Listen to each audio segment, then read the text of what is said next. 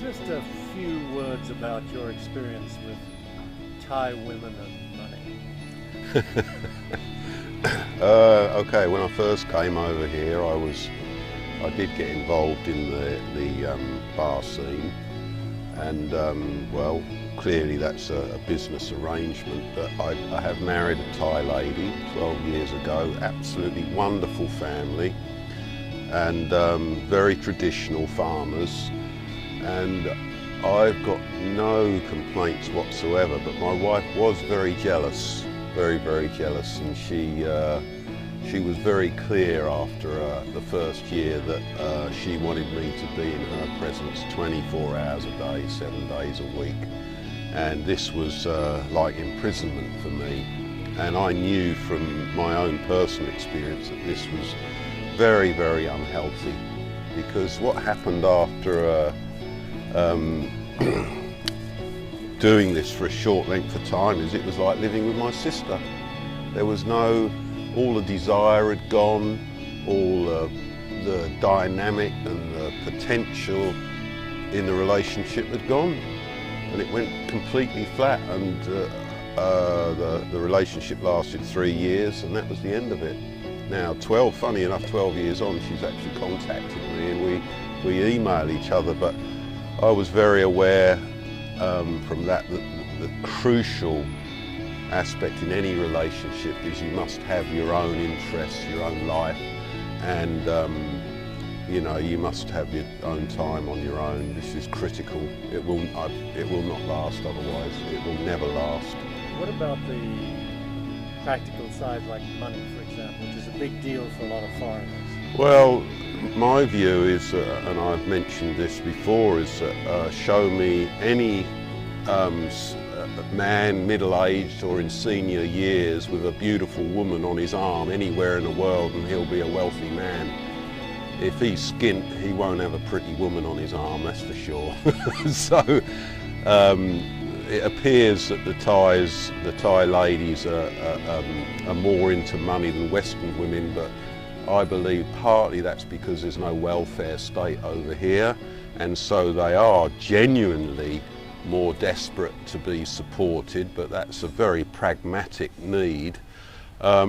Whereas the Western women, they can have as many kids as they want, and the government in my country in England will just pay out and give them a house. So that's not really a balanced view to judge their psychology base and not take into consideration their economic state, you know, in this country.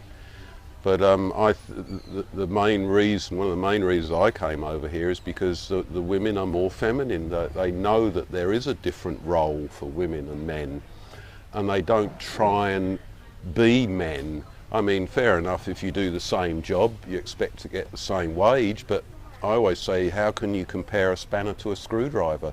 They have completely different functions, and because these women are still grounded in their femininity, they're not in competition with men. There's nothing to compete.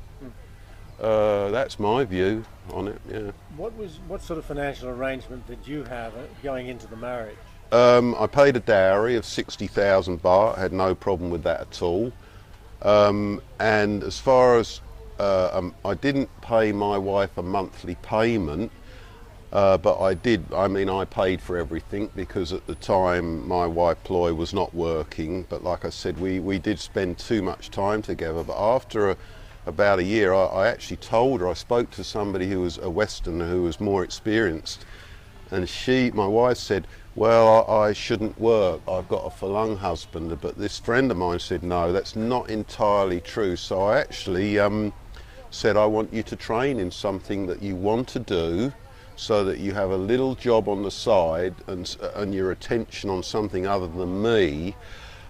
And you know, if ever we have a problem, you have your own money and you're not dependent on me. And she did do that. She trained as eventually a very highly qualified spa masseuse. When we separated, funny enough, she met her new husband on another training course, Californian man, and they married, and they have a business of massage in California. So it kind of rings true. Had she have not done this, she wouldn't have been prepared for our separation. So there was a little twist in there. But I think any of these girls that get married to Falungs and the Falung just wants to supply the money, this is the biggest mistake ever for the man and the woman. It will never last. It cannot, in my opinion. What was the point of that dowry?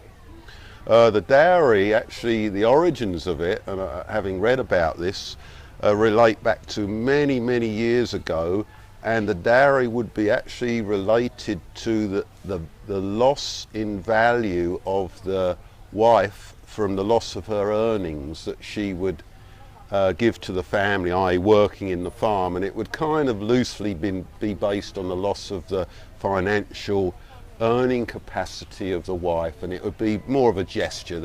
It wouldn't be a set amount of money. It would be related to how well off the family are, or how poor they are, and also the wealth of the potential husband.